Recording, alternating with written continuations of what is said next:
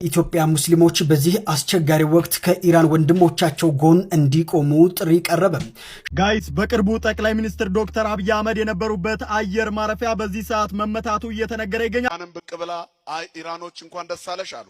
ለብዙ ዓመት ያለውን ችግር ነቅየ እስከ ዛሬ የተነበሩ አሜሪካኖች እግዚአብሔር ልኳቸው ነው፣ መንፈሳዊ ተልእኮ ነው።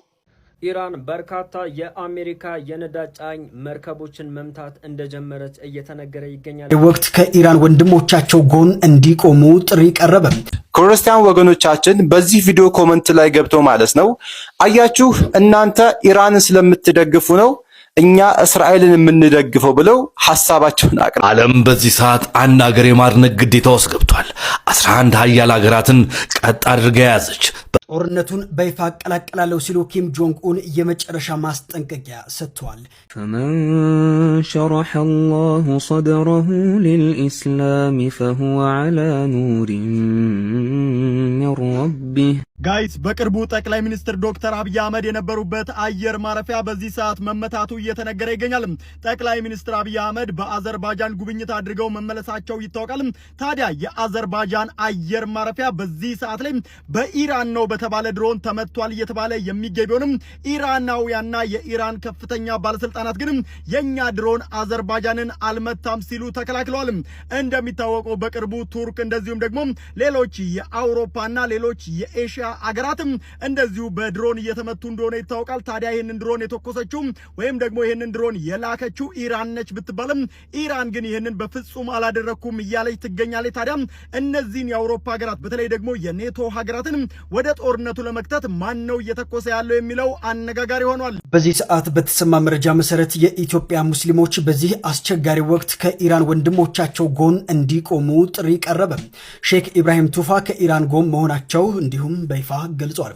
የኢትዮጵያ እስልምና ጉዳዮች ጠቅላይ ምክር ቤት ፕሬዝዳንት ሼህ ኢብራሂም ቱፋ በኢራን እስላማዊ ሪፐብሊክ ከፍተኛ መሪ ላይ የደረሰውን ህልፈት ተከትለው በአዲስ አበባ በሚገኘው የኢራን ኤምባሲ በመገኘት የሐዘን መግለጫ ሰጥተዋል። በደረሰው ጥቃት መሪው በሰማዕትነት ማለፋቸው ለመላው የኢራን ህዝብና እንዲሁም ደግሞ መንግስት ታላቅ ሐዘን መሆኑን ገልጸዋል። ይህ ህልፈት ለኢራን ብቻ ሳይሆን ለመላው የዓለም ሙስሊሞች ትልቅ ኪሳራ መሆኑ ሼክ ኢብራሂም ቱፋ በመግለጫቸው ላይ ጠቁመዋል። በዚህ ሰዓት በተሰማ መረጃ መሰረት የኢትዮጵያ ሙስሊሞች በዚህ አስቸጋሪ ወቅት ከኢራን ወንድሞቻቸው ጎን እንዲቆሙ ጥሪ ቀረበ። طيب እንደተለመደው ይህንን ቪዲዮ በደንብ ሼር ኮፒ ሊንክ አድርጉት። ክርስቲያን ወገኖቻችን በዚህ ቪዲዮ ኮሜንት ላይ ገብቶ ማለት ነው አያችሁ እናንተ ኢራንን ስለምትደግፉ ነው እኛ እስራኤልን የምንደግፈው ብለው ሐሳባቸውን አቅርበዋል። ይህ ማለት እኛ ኢራንን ባንደግፍ እናንተ እስራኤልን አትደግፉም ማለት ነው። በጣም ነው የሚያሳዝነው። ግን እውነታው ይህ አይደለም። እውነታው መጨረሻ ላይ አስቀምጣለሁኝ። በቅድሚያ እኛ ሙስሊሞች ኢራን ላይ ያሉ ወንድም እህቶች ከጎናቸው ነን የምንለው ላኢላሃ ኢላላህ ስላስተሳሰረን ነው። በእኛ በእስልምናችን ላኢላሃ ኢላላህ ከስጋ ዝምድና የበለጠ ትልቅ ቦታ አለው። ከስጋ ዝምድና የበለጠ ላኢላሃ ኢላላህ የሚለው ወንድሜ ይበልጥብኛል፣ ላኢላሃ ኢላላህ የምትለዋ እህቴ ትበልጥብኛለች። የኛ መነሻ ይሄ ነው። አላህ ቁርአን ላይ ምንድነው ያለው? ኢነመል ሙእሚኑነ ኢኽዋ፣ አማኞች እርስ በርስ ወንድማማች እህትማማቾች ናቸው እያለ ገልጿል። ግልጽ ነው አይደለም? እኔ አሁን ወንድሜ ሶላት የማይሰግድ ካፊር ከሆነ ከሱ የበለጠ ኢራን ላይ ያለው ላኢላሃ ኢላላህ ያለው ወንድሜ ይበልጥብኛል። መነሻችን ይሄ ነው። ኦኬ፣ መነሻችን ይሄ። የእናንተ መነሻ ግን ኮሜንት ላይ አቅርባችኋል። ግን ያ አይደለም እውነታው። ሙስሊምን ስለጨፈጨፉ ብቻ ነው ከጎናቸው የቆማችሁት። ዛሊም በዳይ ስለሆናችሁ ነው። አንዳንድ ጤነኛ የሆኑ ክርስቲያን ወገኖቻችን አሉ ለእውነት የሚደግፉ ማለት ነው። እስራኤል በእውኑ የምትደገፍ ሀገር ነች። አንዱ ፌስቡክ ላይ ምን አለ? ኢየሱስን ገደሉ ቀጠለም አድርገው አያቱላህን ገደሉ የሚል ሐሳብ አቅርቧል። በጣም የሚገርም የሆነ ሐሳብ የተናገረው ማለት ነው። ማለት እንግዲህ እስራኤል ማነው ክርስቲያን ወገኖቻችን ተመልከቱ። እንግዲህ እስራኤልን ለመደገፍ እስልምና ላይ ያላቸው ጥላቻ በጣም ከፍተኛ ከመሆኑ የተነሳ የአምላካቸው መገደል ለራሱ ሊይዛቸው አልቻለም። አምላካቸውን እንኳን እስራኤል ገላባቸው መደገፋቸውን አላቆሙም። ለምን? እስልምና ላይ ያላቸው ጥላቻ በጣም ከፍተኛ ነው። እስራኤል ሙስሊሞችን ስለጨፈጨፈች ብቻ ሰሞኑን ኢራን ላይ የምታደርገውን ድብደባ ዜናዎችን እያያችሁ ከሆነ ትምህርት ቤቶችን፣ ሐኪም ቤቶችን፣ ሰዎች ያሉበትን ቦታ ነው አታክ የምታደርገው። በቃ ሰዎች ያሉበትን ቦታ ነው በቃ ንጹሃንን መጨፍጨፍ ይታወቃል እኮ። ይሄ ምንም ዓለም ያወቀው ጉዳይ ነው። ዓለም ያወቀው ጉዳይ ነው። ያጀማ እነሱ ለራሱ እኮ ያውቃሉ። ፈለስጢን ላይ እነማን እንደምጨፈጭፍ እስራኤልን ያውቃሉ እኮ፣ ግን እያወቁ ይደግፏታል። ለምን? ሙስሊም ስለምትጨፈጭፍ ብቻ። ኦኬ፣ ሌላ ምክንያት የለም። ሀገሩ የተቀደሰች ኢየሱስ የተወለደባት ኖ፣ አሁን ካለው አገዛዝ ጋር ምንም አይገናኝም። ኢራን ላይ ያሉት መሪ አያቶላው ሚኒሞቱ ተባለ። ብዙ ሰው ጨቁነዋል አሉ። አሜሪካንም ብቅ ብላ አይ ኢራኖች እንኳን ደስ አለሽ አሉ። ለብዙ ዓመት ያለውን ችግር ነቅየ እስከ ዛሬ የት ነበሩ አሜሪካኖች? እግዚአብሔር ልኳቸው ነው። መንፈሳዊ ተልእኮ ነው። ኦሽን አቋርጠው ውቅያኖስ አቋርጠው የሚያጠፋ መሳሪያ ይዘው መጡ። የሰውየውን ጭንቅላት መቀየር የሚችል ትምህርት የሚሰጡበት መዋዕለ ንዋይ አላፈሰሱ። አቤት አቤት ለጽድቅ መጡ። ከዛ ድረስ ገዳዩም ለጥቅሙ ነው። እኛ ምንም የማናቀው እዚህ ልል እንላለን። ሰው ስለሞተ ልል ከማለት መድኃኒዓለም ይጠብቃል። ዓለም ክፉ ናት። እግዚአብሔር ጅራፍ ያነሳው ለጥቅማችን ነው። አሜሪካ ሚሳኤል ያስወነጨፈችው ለጥቅሟ ነው። ሰውየውን ገላ የሚዘረፍ ነገር ካለ ልትዘርፍ፣ የፈራችው ነገር ካለ ልትቀጭ። እኛ አሁን ይሄን ነዳጅ አፍልቀን የሆነም ከፍ ያለ የሆነ ነገር ወይ ለኒኩለራቸው የሚስማማ ነገር ብዙ እንደዛ አይነት ነገር ቢኖረን ውርር ያደርጉናል። መተው ሀባሎ ገደላ ይትጋቡ አንስርታ ምን ባለበት አሞራዎች ይሰበሰባሉ። እንደዚህ ናቸው የተለጠኑ ሀገራት የሚባሉት። ሰብአዊነታቸው የውሸት ነው። ከጥቅማቸው አንፃር ነው የሚመጡት ወደኛ። ከራሳቸው ጥቅም አንፃር ነው። እልፍ ሰው ቢገደል አፍሪካ ላይ ምንም አይመስላቸውም። ያቺ ሀገር ነዳጅ ካላት ግን ቶሎ ምክንያት ፈጥረው አገዳድለው ገብተው መስረፍ ነው ይፈልጉት። ኢራን በርካታ የአሜሪካ የነዳጅ ጫኝ መርከቦችን መምታት እንደጀመረች እየተነገረ ይገኛል በተለያዩ ስፍራዎች። ታዲያ በዚህም የተነሳ እንግዲህ በሰሞኑን ባለውም ጦርነት የተነሳ የነዳጅ ዋጋ በዓለም ላይ እጅግ በከፍተኛ ሁኔታ እየጨመረ እንደሆነ እየተሰማ ይገኛል። ታዲያ በቀድሞ የኛ የጠቅላይ ሚኒስትር ንግግር ምን ይል ነበር? እኛን አያሳስበንም ሲል ነበረ። እስኪ አንድ ቪዲዮን ተመልክተን እንመለስ። ሀሳባችሁ እናንተም አስቀምጡ።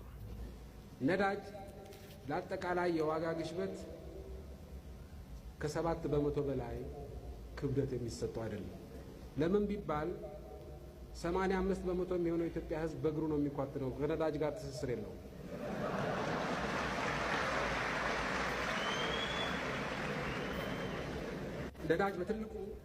ነዳጅ በትልቁ የሚጎዳን ከተማ ውስጥ ያለነው ሰዎች እንጂ አብዛኛው ሰው ጭነትም ሲያመላልስ በአህያ በበቅሎ ነው።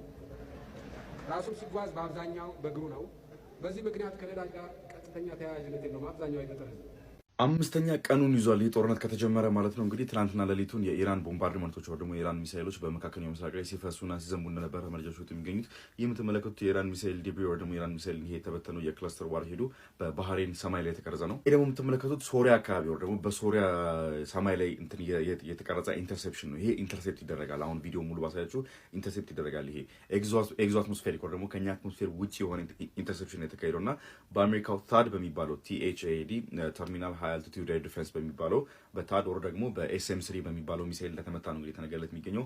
ሶሪያ አየር ክልል እንደመመታቱ ሁለተኛ ጥቃት በቱርክ ላይ የተካሄደ እንደሆነ ብዙዎች እንትን እያሉ የሚገኙት ግምት ያወጡ ነው የሚገኙ። ከዚህም በተጨማሪ አንዳንድ መረጃዎች እንደሚያሳዩት ከሆነ የአሜሪካው F-15 ወር ደግሞ F-15 በኢራን ውስጥ ተመቶ እንደወደቀ አንዳንድ መረጃዎች ያወጡ የሚገኙት። የምትመለከቱት F-15E ስትራይክ ኢግል የሚባለው 2 ሰዎችን የሚይዘው ኤርክራፍት ማለት ነው። ይኸውላችሁ ይሄ ነው የኤርክራፍቱ ማለት ነው። እንግዲህ በኢራን ውስጥ ተመቶ እንደወደቀና በሰሜናዊ ኢራን አካባቢ ተመቶ እንደወደቀ የተነገረ የሚገኘው። በኤር ዲፌንስ ይመታ ወይስ በሌላ ጀት ይመታ እስካሁን ድረስ አልታወቀም። ትክክለኛ የተመታበት ወር ደግሞ የወደቀበት ሪዝን የዚህ ጀት ሁለቱም ክሩ ሜምበሮች ወር ደግሞ ሁለቱም አብራሪውና WSO ዌፐን ሲስተም ኦፊሰር የሚባለው ሁለቱም በህይወት እንዳሉ ተነግሯል። ሴፍሊ ኢጀክት አድርገዋል። እንትኑ አውሮፕላኑ ወር ደግሞ ጦር ጀቱ ከመከስከሱ በፊት ሴፍሊ ኢጀክት አድርገዋል። እንግዲህ የምትመለከቱት ይሄ ደሞስ ባዳስ የሚባለው አውሮፕላን ነበረ እንግዲህ እስካሁን ድረስ ባለው ታሪክ ማለት ነው። በ1970ዎቹ አካባቢ ነበር ወደ ምርት የገባው F-15 የሚባለው ማለት ነውና እስካሁን ድረስ 104 የሚሆኑ የጦር ጀቶችን መቶ በመጣል ግን አንድም ተመቶ አልወደቀም እስካሁን የሚባለት ወር ደግሞ ሪካርድ ያዘ እንትን ነው የጦር ጀት ነው። ባለመመታት ተመቶ ባለመውደቅ አክቹዋል ኮምባት ነው ደግሞ አክቹዋል ውጊያ ላይ ተሳትፎ ባለመመታት ሪካርድ የያዘ ጀት ነበረ። አሁን አክቹዋል ውጊያ ተመቶ ከወደቀ በአየር መቃወም ምናምን 104 ለ1 ሊሆን ነው ማለት ነው። ሽቱንም አሁን ጠዋትም ስትራይኮች ቀጥለዋል ኢራን ላይ። የምትመለከቱት በምዕራባዊ ኢራን እየተፈጠረ የሚገኝ ወር ደግሞ እየተፈጠረ ያለ ጥቃት ነው። እንደምትመለከቱት እንግዲህ እንዳለ ጭስ በጭስ ሆኗል አካባቢው። ምናልባት አንደርግራውንድ ሚሳይል ቤዞች ወር ደግሞ ከመሬት ስር የሚገኙ የሚሳይል ማከማቻ ቦታዎች ታርጌት የተደረጉ ሊመስል ይችላል። በሚገርም ሁኔታ ይኸውላችሁ ኦልሞስት ስንት ዙር ሆኗል መሰላችሁ? ወደ 10 ምናምንኛ ዙር ላይ ናቸው እርስ በርስ ሲጠፋጠፉ ማለት ነው። ዛሬም 5ኛ ቀን ይዟል ጦርነቱ። የመቀሳቀዝ ወር ደግሞ የመለስለስ እንትን እያሳየ አይደለም። የአሜሪካው የሴክሬታሪ ኦፍ ዋር ደግሞ ምንድነው የጦር ሚኒስቴሩ የሴክሬታሪ ዋር 8 ሳምንታት ሊቀጥል እንደሚችል የጦርነት የተናገሩ የሚገኙት አብረን እንመለከተናል። ዓለም በዚህ ሰዓት አንድ ሀገር የማድነቅ ግዴታ ውስጥ ገብቷል። 11 ሀያል ሀገራትን ቀጥ አድርጋ የያዘች በጦርነት የተፋለመች እሷም ኢራን ትሰኛለች። በቴክኖሎጂ እንዲሁም በጦርነቱ ተገዳዳሪ ግን አላገኘችም። ከአሜሪካና ከእስራኤል ውጪ ማንም ሊተኩስባትም ፍቃደኛ አይደለም።